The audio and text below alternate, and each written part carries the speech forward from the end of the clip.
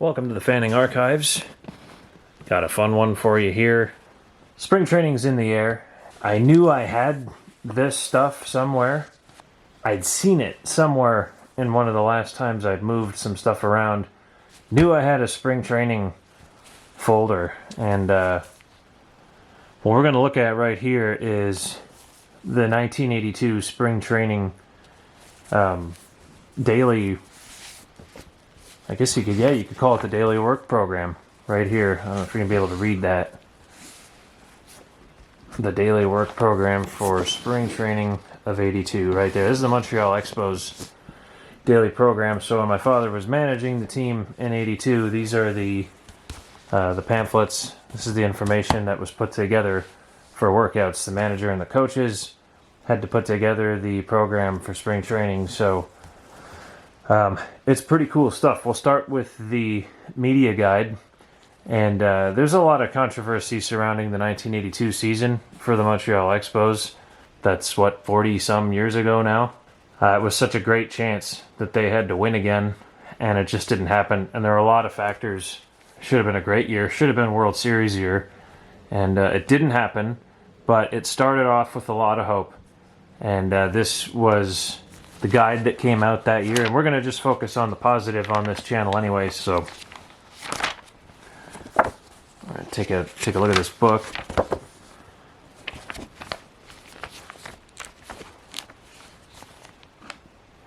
So he marked the page here that he's on. Let's see. Vice President and Field Manager. This is like getting into those minor league titles, you know, like Director of Team Operations and Mascot Performer. Vice President and Field Manager, Jim Fanning. Alright, so here's the coaches. So again, 1982, the expectations I think are extremely high, not just for personnel on the field, but I think your coaching staff, just incredible guys. Steve Boros was one of the first guys to run figures on a computer. He was pulling up statistics when he managed the A's. I think he managed the A's, maybe right after Billy Martin did. And Steve Boros was the fellow who started computer ball. So he took a lot of heat at the time for having an old Apple computer. It was either an old Apple, it was a big ass computer. It took like a whole desk, you know, to sit on it. And he would run reports for players. And he was one of those guys that was one of the first to really dive into analytics. He was the first base coach for the Expos in 1982. So that's a brilliant mind that the Expos had in their organization. Galen Cisco, another genius in the game right here. This guy, yeah, he was pitching back in the early 60s. And this guy, he was brought to the Padres when Dick Williams was managing the Padres. But Blue Jays fans will recognize Galen Cisco, or should. He was the pitching coach 92 and 93. So it's a long... again, there's a guy, you know, the pitching coach for the only postseason and first postseason teams in the Expos history, and the first postseason or first championship teams in the Blue Jays history. So should be in the Canadian Baseball Hall of Fame at least. Billy DeMars, an old St. Louis Brownie. Larry Parrish worked on Billy DeMars because Billy DeMars was coaching third with the Phillies for 81. And Parrish told me that, hey, like all of 1981, he was working on Billy DeMars, trying to recruit him over to the Expos because they had their time to talk there at third base. So Billy DeMars finally joins the Expos, and then Larry Parrish gets traded. So, and Larry Parrish's trade is one of the reasons why things were so different in 1982. Bob Gebhard, just an amazing guy. Like, this is just the guy that... one of the funniest guys that I've ever talked to, and love the guy. I mean, he's just such a close confidant of our family, and just a great guy all around. He was the guy that got the Rockies off the ground, 1993. He brought Bryn Smith over to be the pitcher there. He was also, he took the job in Minnesota.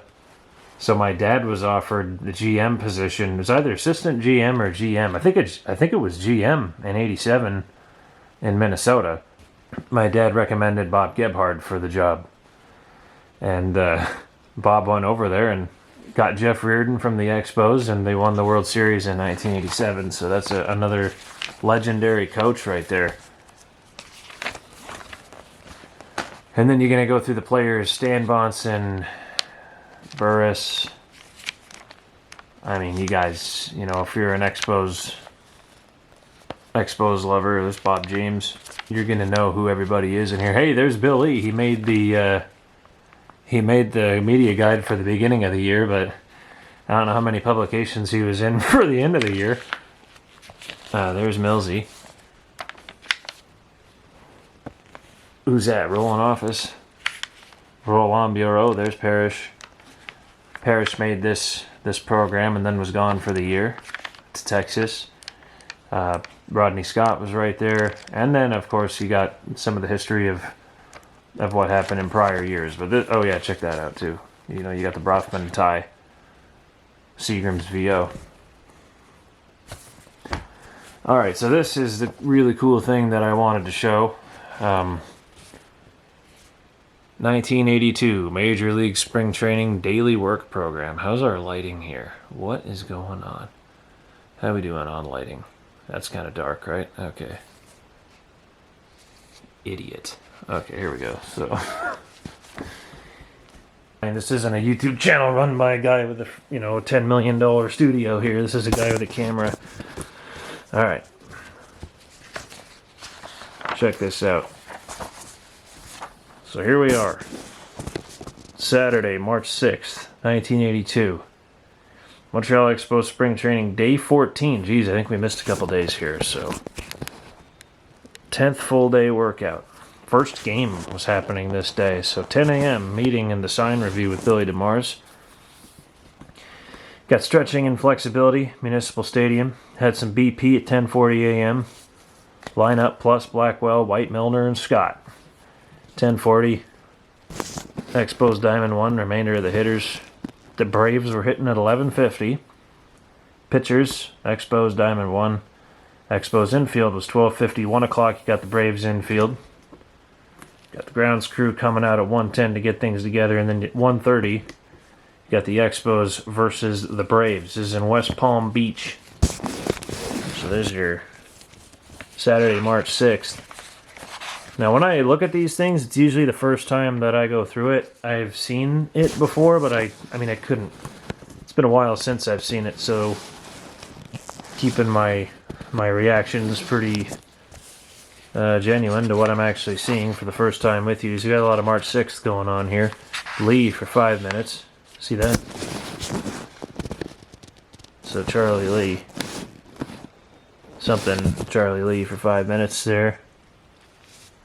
And it looks like Dad had Blackwell, Parrish, and Dawson take an extra BP.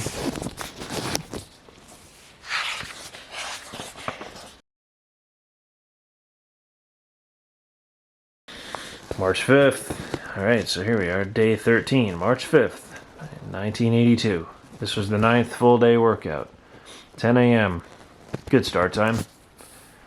Meeting, general meeting, sign review, cutoffs and relays, infield defense, bunt defense, pitchers and catchers meeting for 10 minutes, stretching and flexibility. 10:40. 11 o'clock was outfielders, throwing, and Pepper. Look at that. Pepper was actually in the official workout program. We're playing Pepper today, boys. Infield defense, bunt defense, cutoff and relays. BP, both fields. That's happening at 11:45. Get it together. Base running is at 12:45. Field 2, extra hitting on field 1, and then the pitchers are going to be running. Oh, look at that. Pitchers not making road trip Sunday. Workout at 10 a.m. Rogers and Fryman are in charge, so Woody and Steve handling things. Okay, now we're going backwards, so this is cool. So we're on the 8th day full training, March 4th, 1982. We get the clubhouse meeting at 10, stretching and flexibility for the catchers. Infield and outfield practices. You're in the batting cages at 10:50. Inter-squad game 11:30 in the morning.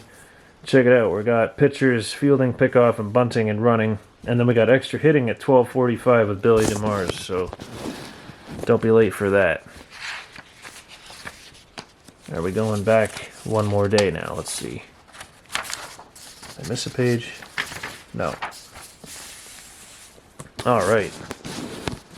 Wednesday, March 3rd, 1982. It's going to be the white uniform versus the blue uniform. Les Aigles.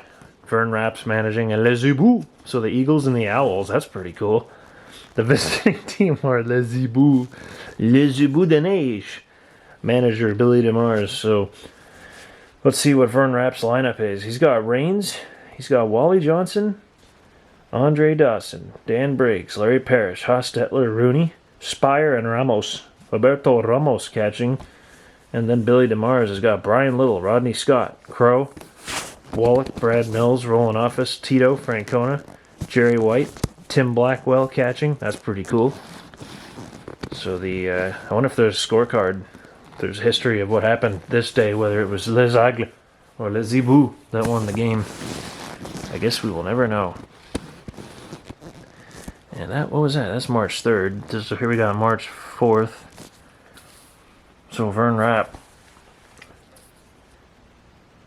Vern Rapp's managing the Eagles again, and the Owls are with DeMars. So we got 11 a.m. or 11:30 a.m. Game times. Inter squad. That must have been pretty fun. I think there's footage of stuff like that. March 2. Tuesday, March 2. 6th full day workout. 10 a.m. meeting, stretching and flexibility for the catchers, loose arms, pepper. Infielders, rundown practice. 10:50, we're going to the infield and outfields. And it looks like kind of your typical day. It ends at, all the workouts at least end with extra hitting at 12:45 again with Billy DeMars. Now we're back at March 1st, 1982.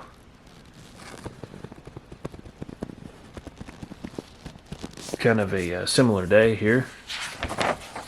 This is a thick program, so there's a lot. Here we are, February 28 now. This one's just Expos spring training, 4th full day workout, 12:30 ready. Guys, full day starting at 12:30 p.m. What are we doing?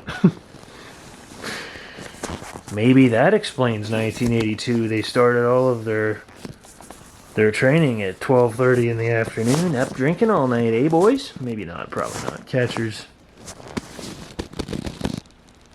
And he's got Scott. I can't read his writing right there. But he wrote down Scott. I don't know what that says. It says Monday, I think. Yeah, no. It's doing something with Scott on Monday.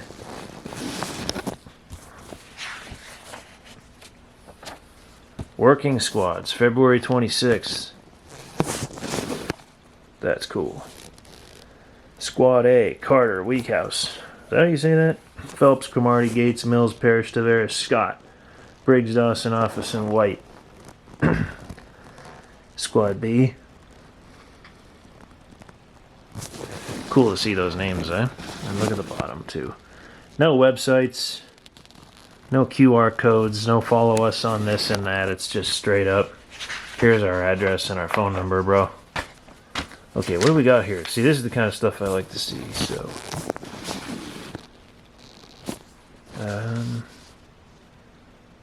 James. So it'll be Bob James. Rodney Scott.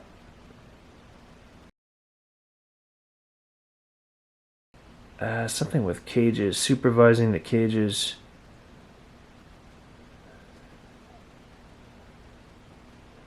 Might say Milner there. So the meeting with the catchers. Look at this too.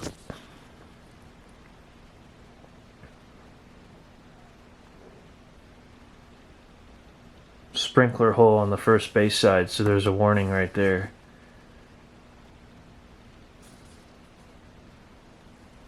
Screens, Braves.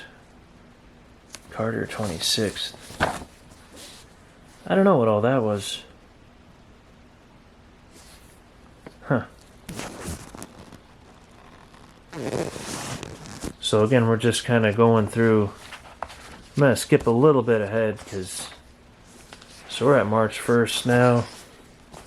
February 28, working on rundowns. Look at that. That's cool. Catchers, blocking, and fielding. Okay, what do we got here? He's got Rodney Scott's name written down a lot of times here. Vern Rapp with Scott this time. James with the curveball.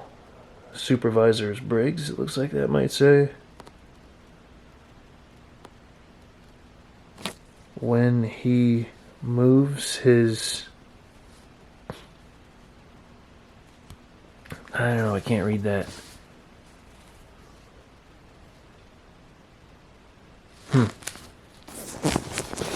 So that's the 7th day, spring training. So keep in mind, this is all personalized stuff. Like, this is not something you're just going to be able to see really anywhere. This has been in a folder for 40 years, you know?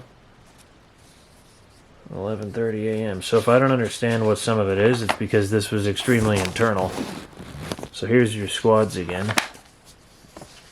I'm sure there's going to be some know-it-alls out there that know what all this is. And know everybody personally and know introduce so-and-so to so-and-so. Working squads again. Squad B. First day full squad. 7-8 minutes. Talk. Introduced Bing Devine and the new coaches. Spoke on our organization. The enjoyment of being in the league championship series. Can you see that? Jeez. Comment on the talent on this club. Mentioned the need for rules and discipline. Wish everyone good luck. Yeah, rules and discipline really fell through in 1982. Welcome to all. Ken Phelps. Ed Enos, right there, one of the doctors.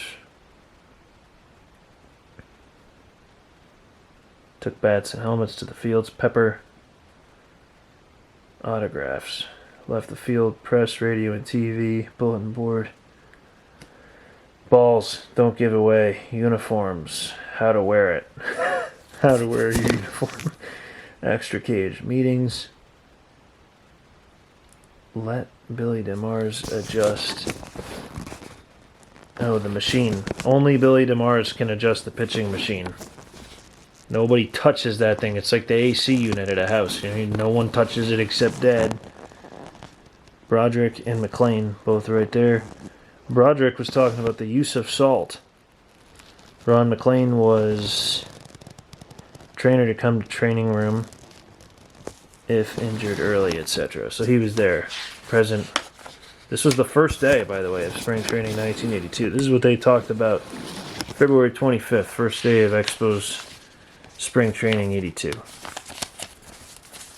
So the hope was in the air, but they knew that there was probably going to be some sort of disciplinary problem. A lot of personalities on that team. February 25th, 1982. There's a lot of personalities on every team, though. There's a lot of personalities on teams that are working in office buildings and stuff. February 24th, Expo Spring Training Day 4. Spring Training Day 5. Look at this. Steve Boros was with Wally Johnson and Francona. Extra hitting Carter, Spire, and Francona. Don't see much about a launch angle on here, eh?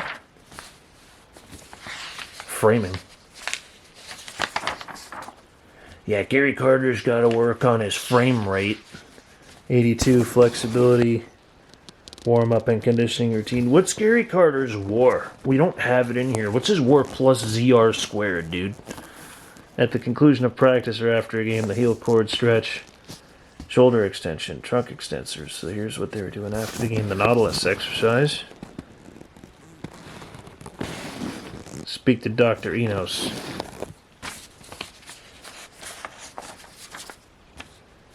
Dr. Doom. And Bill Sellers was Dr. Death.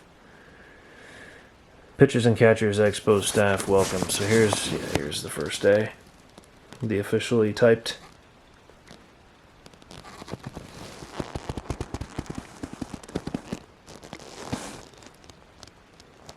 Wow, that's cool. All the catchers get new gear that day.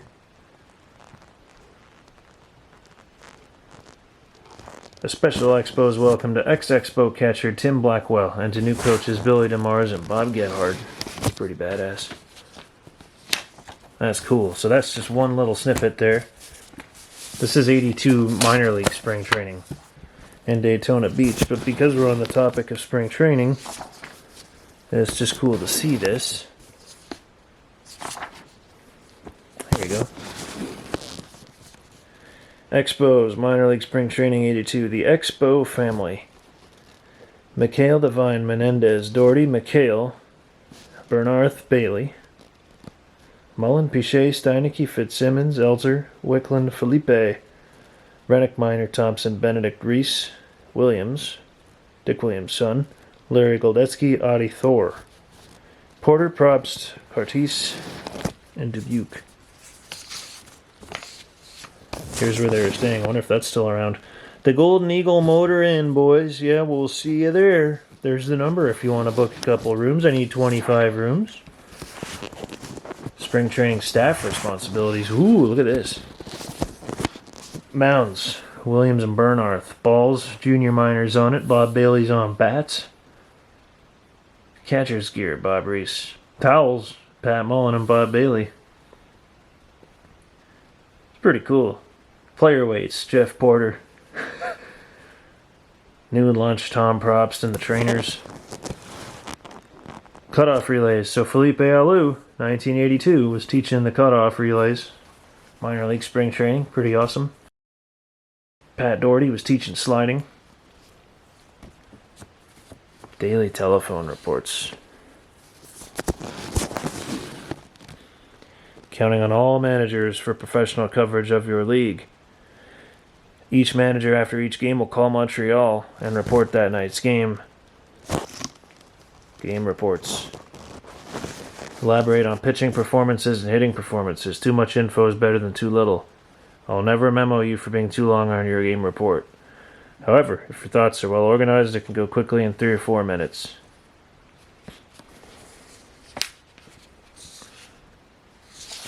Awesome. In-season club rules. No flip games. Infield practice every day. Full uniform at all times. No college or high school jackets. That's hilarious. Oh, look at this.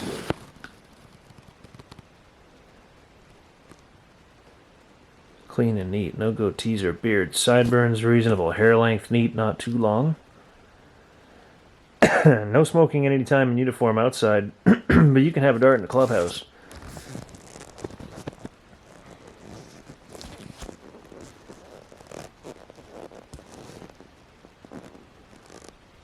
Look at that. No gambling allowed at camp or in motel. Occur 12 o'clock midnight. No salary advance in spring training. You'll be well fed at club expense, breakfast and dinner at the Golden Eagle Motel and lunch on the field.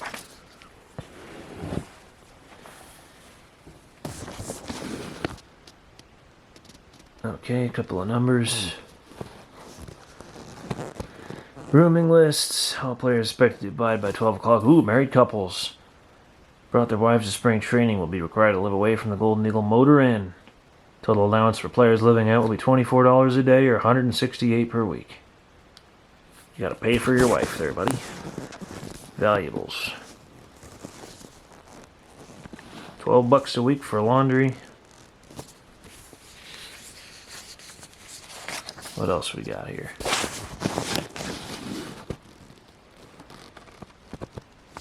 Calls, recreational activities.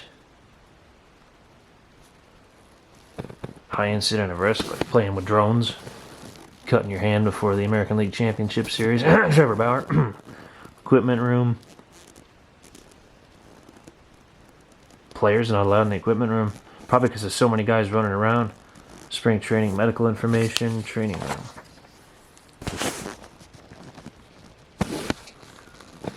Alright. That's kind of quick, but that's a cool one. And then this nice orange folder.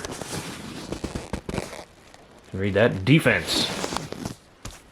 And this is a pretty cool book because it literally goes over most of the common play situations. So in spring training, it helps to have this book. Single to left field. Hold on a second, we're going to fix this up. Look at that, that's cool.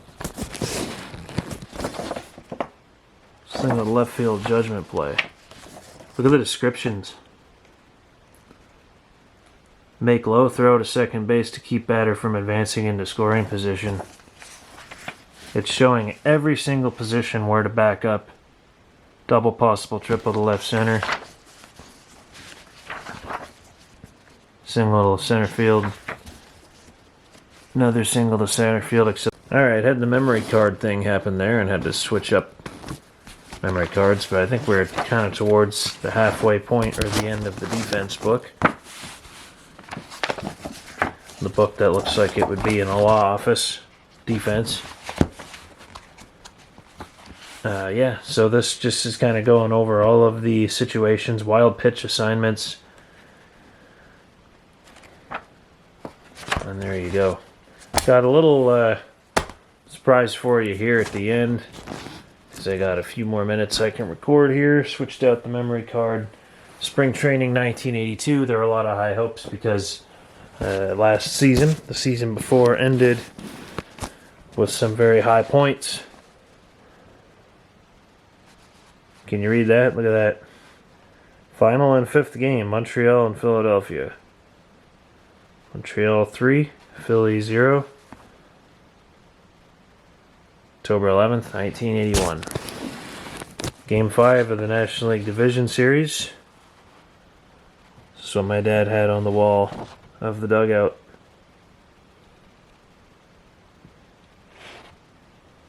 So when you're coming off a year like this, where you're pretty much your high point as a franchise happens, you go into the next season hoping that things can repeat or be better. And I mean, this is just really cool to look at.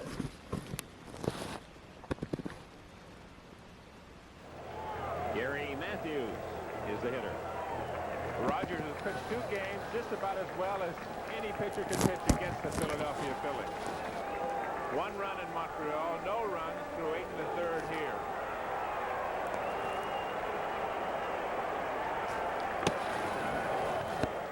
Hit well to left, but that's at the left fielder, and Francona has. This is it, man. This is the game where Crow caught the final out and held the Canadian flag up. Our thanks to men who've worked the game today, our producer George Finkel and our director John. First Canadian franchise to win a postseason series. The coordinating producer of baseball, Michael Weissman, technical director in Philadelphia, Bruce Berquist, associate director Joe Michaels, associate producers Michael Hadley and Glenn Adamo. Thanks to John Everett of Temple University, our statistician. There you have it. Manny Trio. Spring training 1982, with spring just about to begin now, and games starting in just a few weeks, less than 2 weeks. The Expos 1982 started their spring off with the memories of a postseason series against the Phillies and the Dodgers. Memories were obviously behind them, but they were looking to repeat in 82. We all know it didn't happen. Should have happened. Should have happened 83. Heck, they should have had it in 79, 80, 81, 82, 83, 84, 87, 89. Name a year. You know, name a year. The Expos were competitive every year, but for some reason it just didn't happen any of those years. And then 94. And then 02. And then 03. And I mean, there's just... You look at the Montreal Expos and there's a Hall of Famer they're only around 36 seasons. They got a Cooperstowner every 6 years, man. You know, sign me up. If you're a player development staff or a GM or something, and it's like, hey, here's this franchise. It's going to be in Montreal, Canada. Everybody speaks French. And it's going to be an awesome city, and the stadium's never going to get finished, but you guys are going to produce, you know, a Hall of Famer every 5.5 years. Dawson, Raines, Carter, Guerrero, Martinez, Johnson, Walker, 7 Hall of Famers. mean, you can even say that Tony Perez played there, but he wasn't signed by them and wasn't developed by them. But the other guys all were either signed or developed. The only guy not signed was Martinez. It was a trade. Pedro. So imagine that. A franchise that's only around for 36 years. You get 7 Cooperstowners. 36 years. There's teams that have been around a long time that don't have 7 Cooperstown players. So, Montreal Expos, man. What an incredible history. What an incredible franchise. Everything about them is just Shakespearean. You have people that were alive before they started and still alive now after they're gone. I'm about to be 36 years old. That's the same age as the Expos. Losing the Expos is like losing an older brother or something if you're younger. And, you know, if you're 60 when the Expos disappeared, you'd just lost like a son, you know. 36 years, man. What a team. What a history. One time in the postseason back when it was actually hard to get in. Now it's, you know, you can be the Reds 80, what were they? 83 and 79 or something stupid like that. Now you can just squeak in and, you know, win that wild card round consolation playoffs to get into the playoffs. Win the wild card series. The Encarnacion home run with Toronto in 2016 was a 1-game series. That's 1 game. That's not a series. I remember seeing at the bottom, like, first postseason series to end with a walk-off since Joe Carter in 1993 World Series. I was like, dude, it's 1 game. What are you talking about? Great moment. Double E. You know, it was awesome. But guys, let's keep it to what it actually is. Anyways, I could rant and ramble. Thank you for watching. There'll be more videos coming from the Fanning Archives. Have a great spring training. Whatever team you're pulling for. I've got a Blue Jays video coming up pretty soon too for you Jays fans, because I can be kind of critical of the Blue Jays. So I've got some really cool stuff I'm going to show you. And I think you're going to like that one. So thank you very much.